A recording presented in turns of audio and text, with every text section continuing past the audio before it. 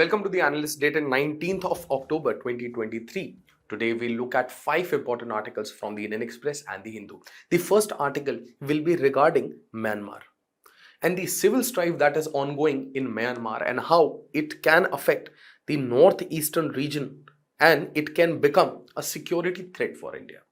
Secondly, we look at the Indo-Maldives relationship in the backdrop of the recent presidential elections and the India Out campaign. Then we look at the Gulf Cooperation Council GCC. Then we'll understand presidential assent and we'll compare contrast it with gubernatorial assent to a bill. Then we look at NADA and this pertains to your anti-doping agency. The first article will be regarding Myanmar and we'll look at how the civil war in Myanmar can lead to mass immigration or refugee movement towards the northeastern regions of India. And eventually it can become an internal security threat, right? And this pertains to our GS3 internal security as well as international relations.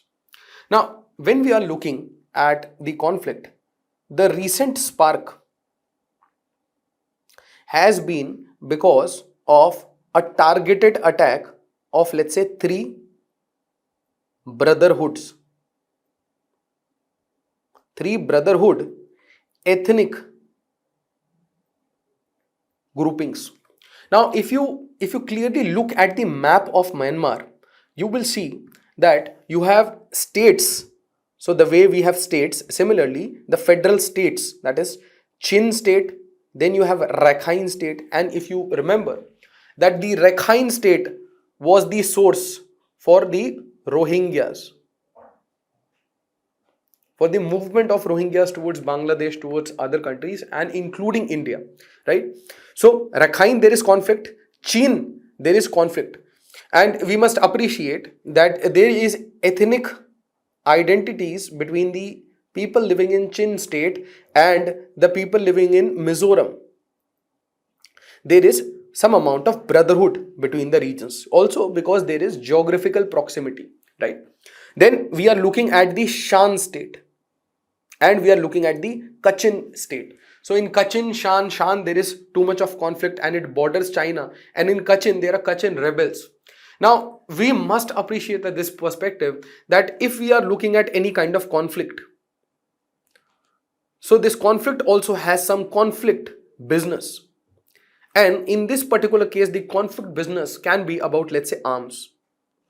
But we must appreciate that Myanmar is also part of the drug triangle or what we call as the golden triangle.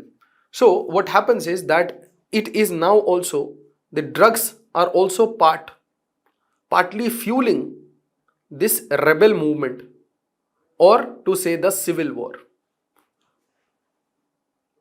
Recently what has happened that 3 ethnic groups, so there are 2 parties to any conflict, right? At least 2 parties, then there will be conflict. So on one side there is the military,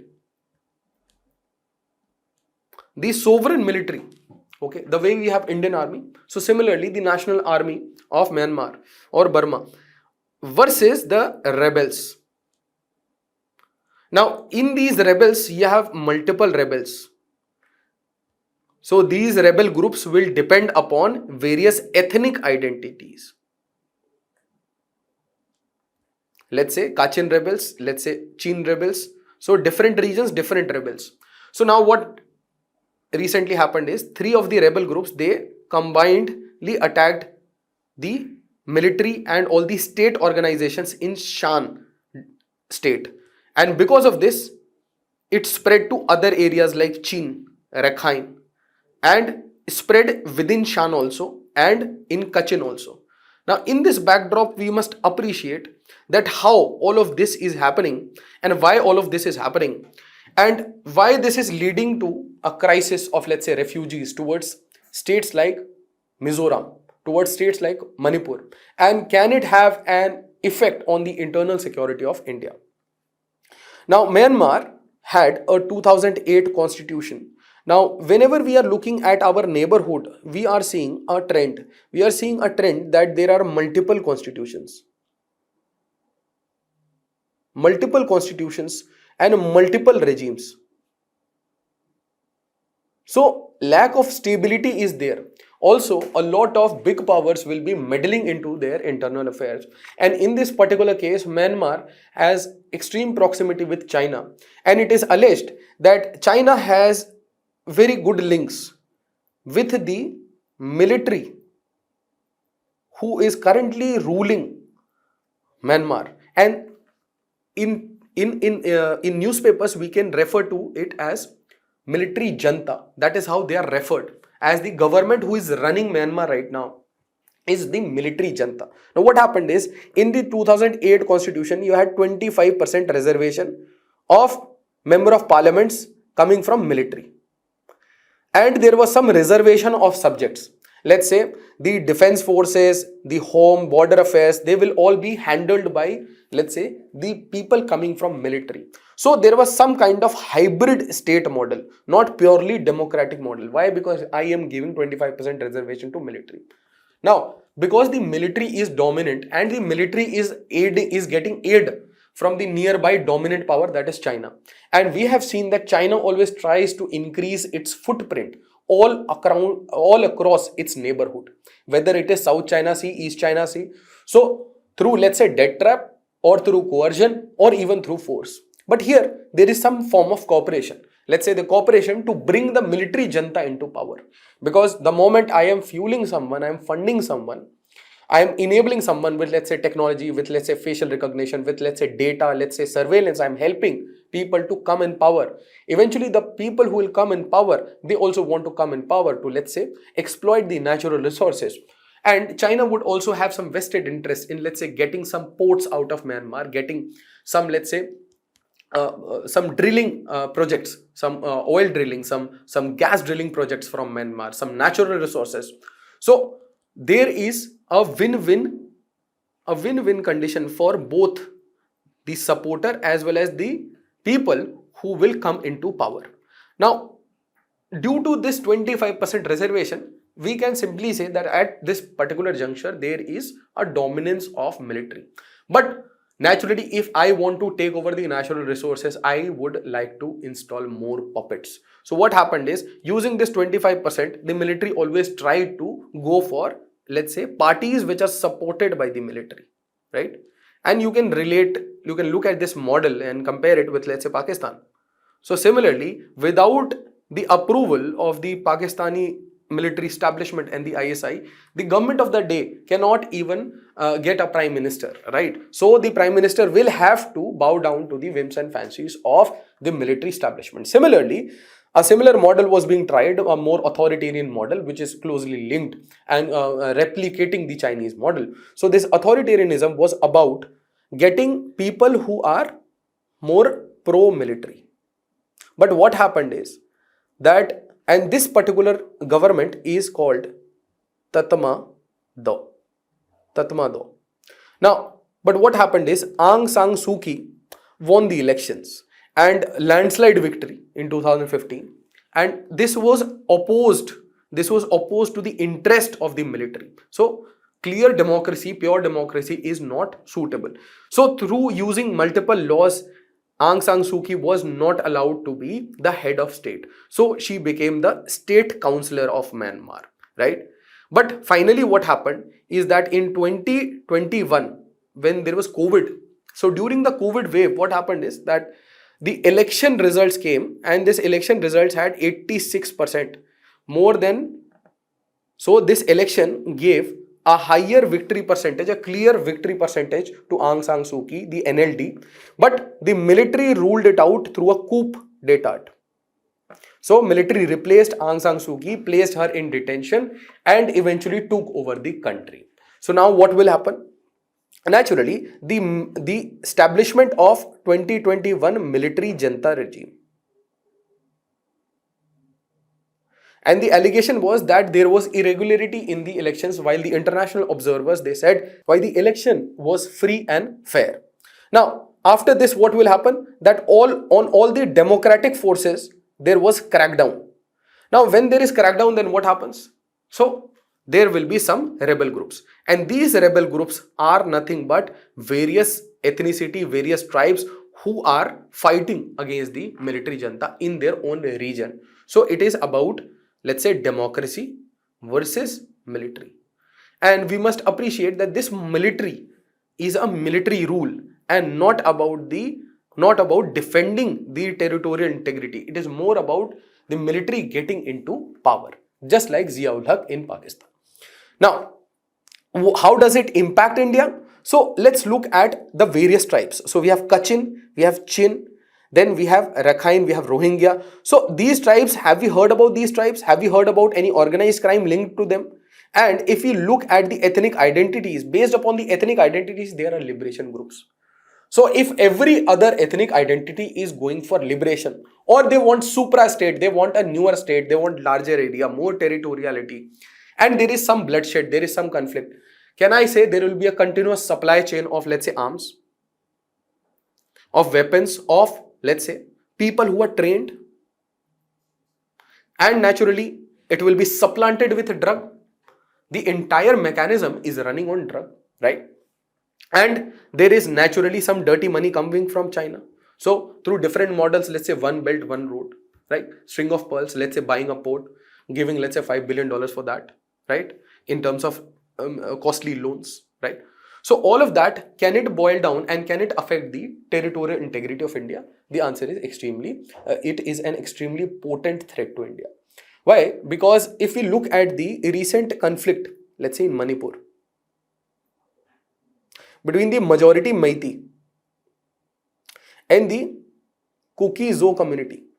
So, in multiple reports, it has been alleged that the supply chain for such conflict, let's say arms, weapons, and how to, let's say, the training to go for such kind of fighting is coming from such rebel movements. And there are, let's say these are the rebels which are domestic rebels, but there are also people who are enabling or basically enlarging their rebel economy.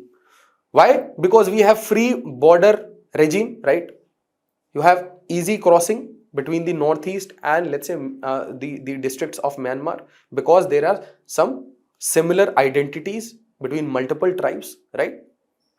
Then what we have seen is the spillover effects. So when there was the Mujahideen movement in, let's say, Afghanistan, at the same time where we're looking at the 1990s, where we're looking at some of the toughest times in the Kashmir Valley. Yes. So if there is any kind of ethnic conflict, there is any form of violent armed conflict between, let's say, government, between the military and the ethnic groups, ethnic rebel groups, then what happens? Such militarization can very easily spread not only to India but also to regional, to the entire region, including Bangladesh.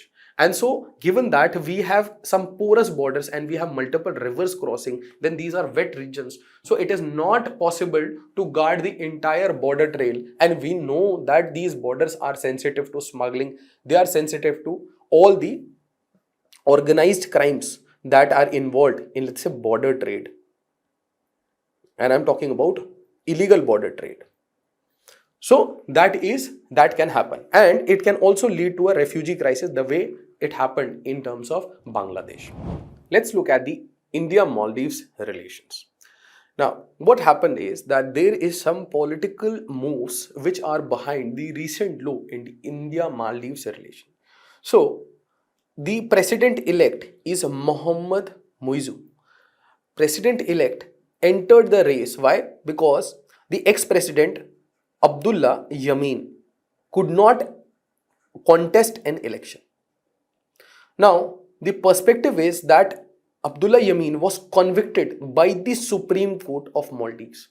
And to put this in perspective, we are talking about an island nation which is situated in the Indian Ocean region. And it is situated in a region which is extremely strategic when it comes to sea lines of communication, right? So whenever we are talking about Maldives, we are essentially talking about our neighborhood, and we are also looking at the blue economy. We are also looking at the Indian Ocean region, and India seeks to become the net security provider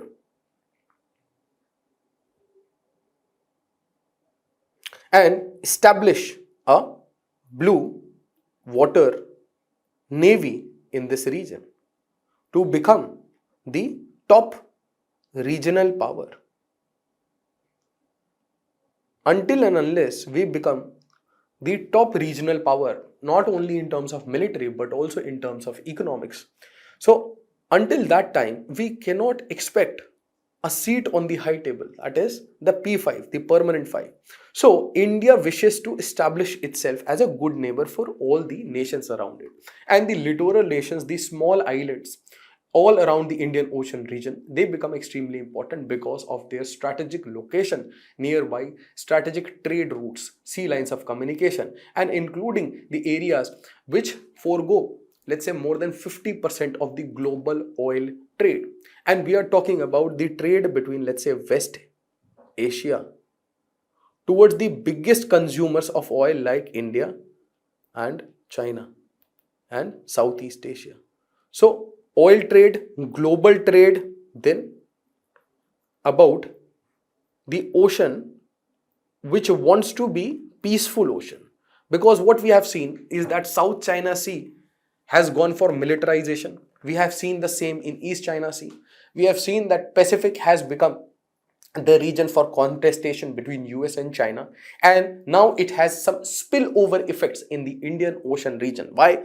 Because China is contesting the absolute dominance of India through its multiple projects, through its string of pearls. Whenever China is talking to, let's say, Hambantota, whenever it is talking to Sri Lanka to create, let's say, Hambantota, it is talking to, let's say, Pakistan to create Gwadar, whenever it is talking to, let's say, Maldives to get a port there, or it is talking to Djibouti to get a port there. So all these ports are not only about trade, but they are also about military interests. They are also about getting the data, getting the intelligence on the movements to and fro from India, including the location of, let's say, submarines as well as our aircraft carriers. So it is about strategic interest when it comes to Maldives.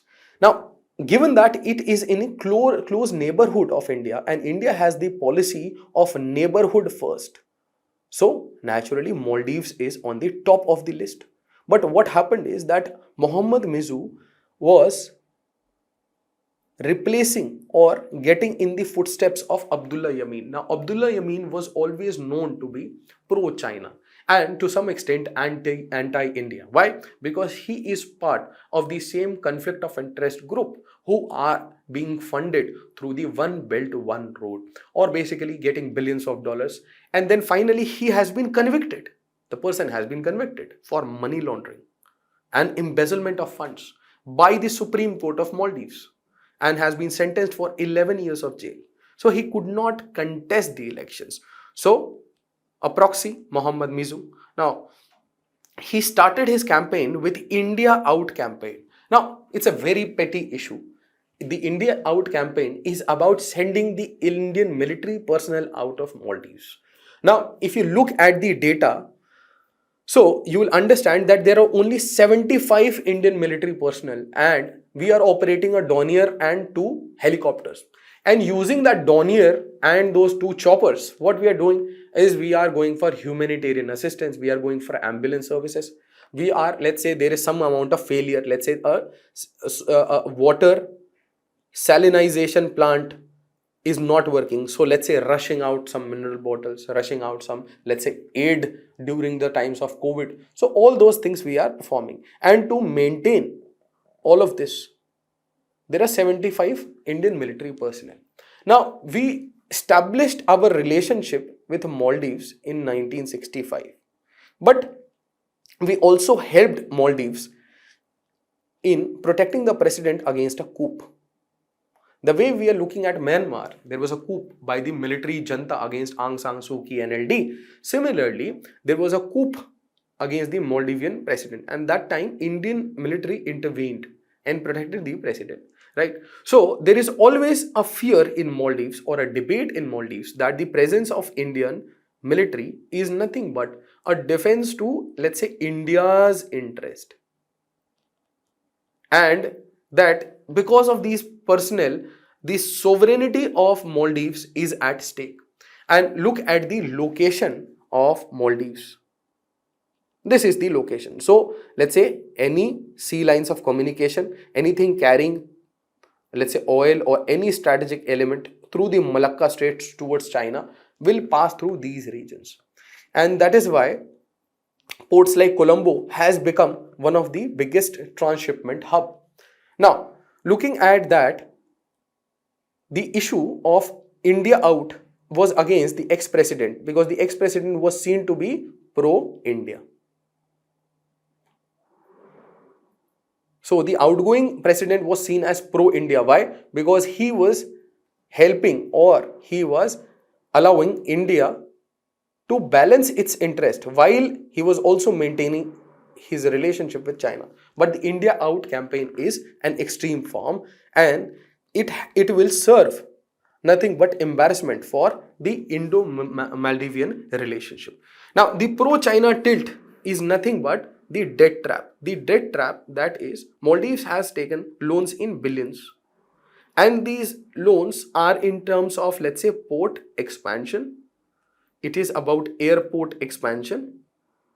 It is about petrochem facility, right? So in all of these sectors, it is very difficult for a small island nation to make quantum profits so as it can repay its debt. So what happens is that due to high interest rates, because no other lender are lending them such big amounts of money, so they will take this money and maybe siphon off some part of this money and make their own fortunes, while the entire country will then will fail to pay the interest on these loans, and so it will lead to debt trap. And with this debt trap, what happens is that this trap helps in trapping the politics, or let's say the parliament itself.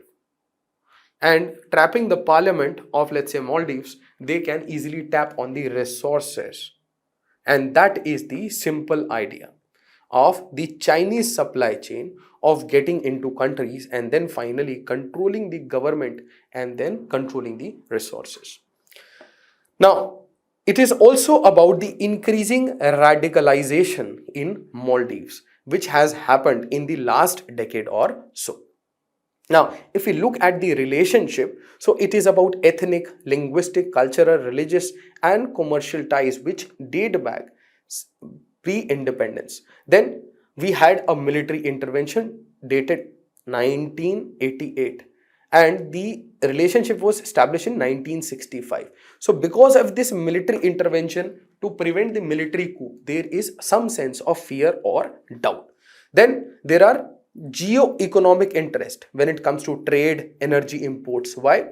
Because India is a bulk importer, and let's say Maldives also wants to import, let's say, some bulk commodities. So given that India is the regional player, it can help in terms of geo-economics. Then geopolitics, the strategic location and the regional condition which is changing. That means from Indian Ocean, we are now looking at Indo-Pacific because of the pivot of, let's say, US towards Indo-Pacific, towards the merger of Indian Ocean and Pacific Ocean with the centrality of ASEAN.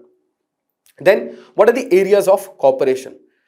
So the areas of cooperation include, let's say, aid financing. So I'm giving some aid, some grants, some loans.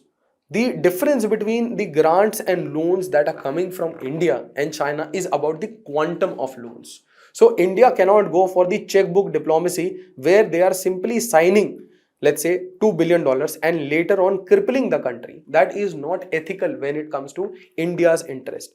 Then going for infrastructure cooperation.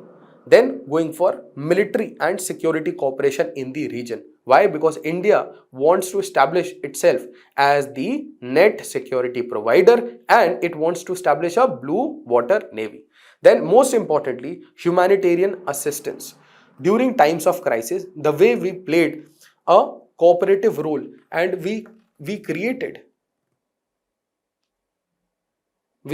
actually practiced Vasudev Kutumbakam during COVID by helping the friendly countries and the neighboring countries with, let's say, vaccines. And then what is the way forward? So in this perspective, we must look at countering the Chinese influence. So it is about building P2P relationship, people to people and business to business. When there are good business interest, when the financial markets are more integrated, let's say some funds from India are being invested in the capital markets of Maldives, that will make India more leveraged, or India will have a greater leverage in, let's say, Malay, and people to people relationship will decrease the amount of distrust. Then India needs to generate some goodwill, and goodwill can be generated through high impact projects which have visibility and which have utility for the people in general. Then India can go for, let's say, some form of manufacturing or some form of industrial development so that it can create more jobs. And this can also include enlarging India's own footprint in terms of India's startup ecosystem in the regional, in the entire region. So that will create jobs, that will foster some innovation, entrepreneurship in Maldives, and that will generate more employment and goodwill in the people of Maldives, and thereby countering and thereby exposing the ill wills or the evil designs of the Chinese model of debt trap diplomacy and checkbook diplomacy. Let's look at the Gulf Cooperation Council. Now, this pertains to your GS2 international relations, and it can be a very good question for your prelims. Now, the issue is that there are too many blue collar jobs in these Gulf nations, and India is the source of these laborers. India is a source of out migration, including the entire region, that is South Asia, is a very good supplier of labor toward these oil rich and petrodollar oriented nations. So GCC, some organizations like, let's say, OIC, GCC, as well as the OPEC and OPEC plus, they become extremely important for your prelims. Now, it was established in Riyadh, that is Saudi Arabia, in 1981. Who are the members? So Saudi Arabia, Oman, UAE, Qatar, Bahrain, Kuwait. Now, the idea is to achieve unity based upon some common objectives, and we must appreciate that they also share ethnic and cultural similarities. That is, they are Arabic nations and they share Islamic traditions. And the presidency is on the basis of annual rotation. Now, there are three different wings. One is the Supreme Council. Here, the head of state will meet once annually. Then there is Ministerial Conference. They will meet quarterly. Then there is Secretariat General, which will aid and abet all the groundwork or the secretarial work of the decision made by the Supreme Council and the execution that is to be done by the Ministerial Council.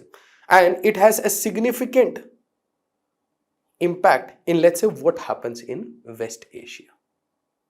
So whenever we are looking at West Asia or we are looking at any conflict, so let's say the war in Yemen, Syria, or let's say if we are looking at oil, or we are looking at the entire region. So all these nations, all the GCC nations, the core group, they form the core group of, let's say, even the OIC as well as OPEC, right? Now, when we look at the military cooperation, so there is a Defense Planning Council which coordinates military efforts, and they have created a peninsular shield force. This peninsular shield force was used in the Arab Springs. So Arab Spring was movements which were essentially pro-democracy movements, which started in Middle East during 2010s, 2011, 2012, right? And these movements were fueled by social media.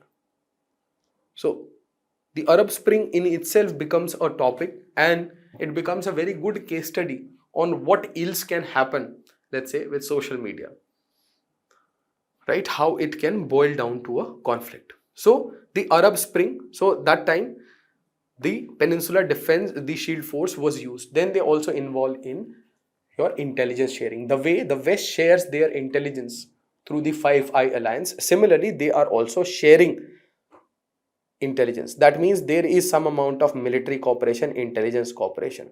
Now, when we look at economic coordination, so the expectation was a economic union, the way EU operates. But instead of economic union, they got a customs union, that is uniform external tax for the world, right? Then the leadership of GCC is often dominated by these two nations, and UAE is seen by the world as the democratic loudspeaker of Saudi Arabia. So they are extremely aligned, but UAE seems more democratic. Why? Because it is engaging with world and people more. Then in 2017, there was a blockade against Qatar by Egypt, Saudi Arabia, UAE and Bahrain. Again, Qatar was re-engaged in 2021 when the blockade was lifted. Let's look at presidential assent. Tamil Nadu reenacts bills denied assent by Governor Ravi. Now, let's appreciate what do we mean by an assent. So, let's say a bill is presented, right, by a member of parliament before one house. Then the bill goes to other house. Then it is passed by both the houses. Then this bill does not become an act. It goes to the president. So it goes to the president in case it is about a union. Let's say the same bill was presented not in the parliament but in the state legislature. Then the same process will be identical and later on it will be given to the governor for assent. Now this assent is given to whom? The head of state. The de facto head or the de jure head? The de jure head. That means there must be some role that the de jure head plays. Now, Article 111 talks about the presidential approval or the presidential assent. Now, let's say a bill comes for assent to the president. So, you can say, yes, the bill is good and provide for the assent, right? In that case, the bill becomes an act.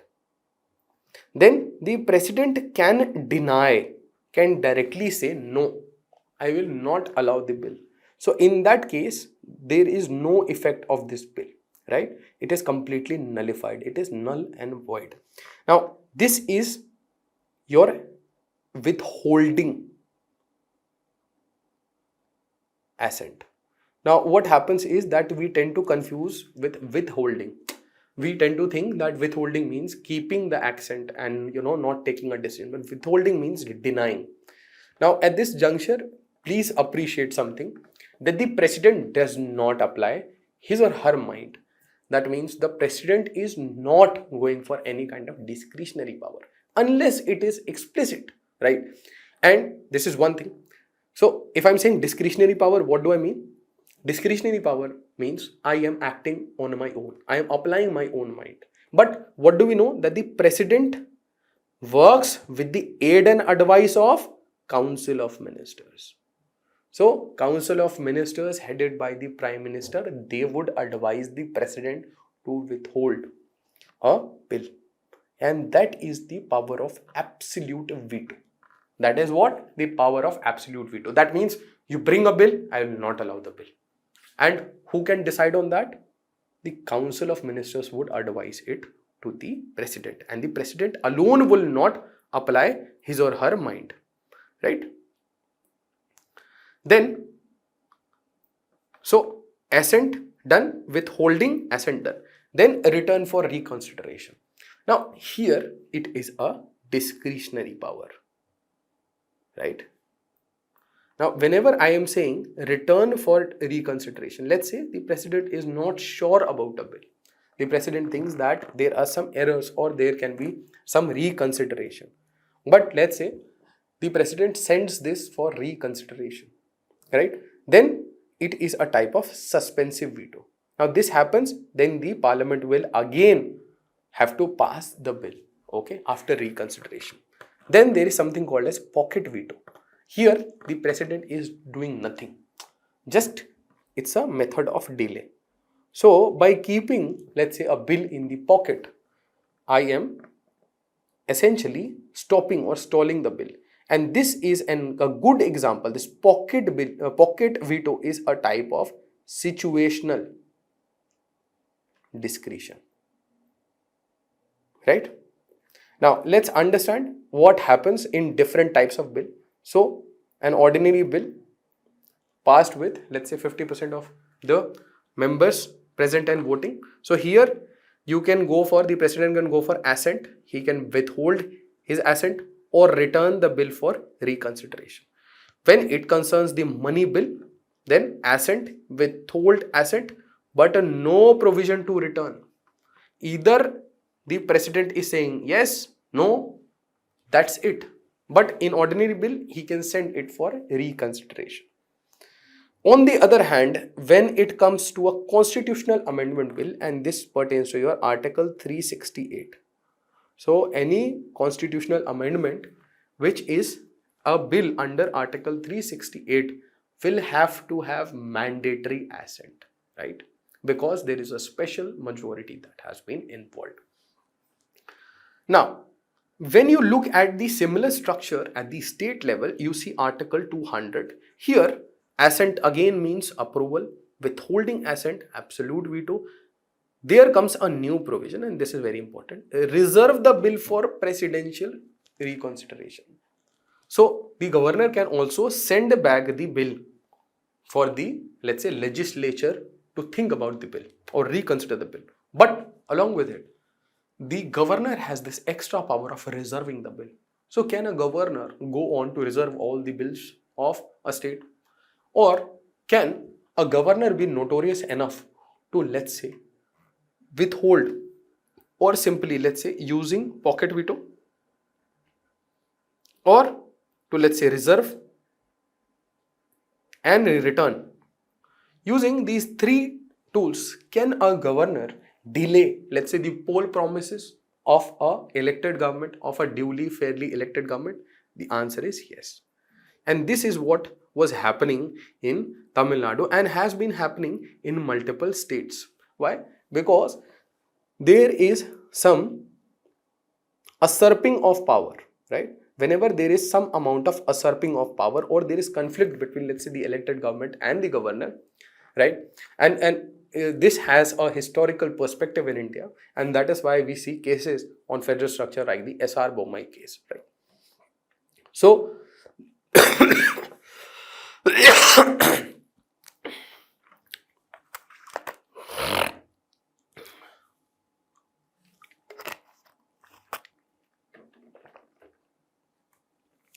now, when you look at Article 201, when a bill is reserved for the president's consideration, the president can either assent or withhold assent.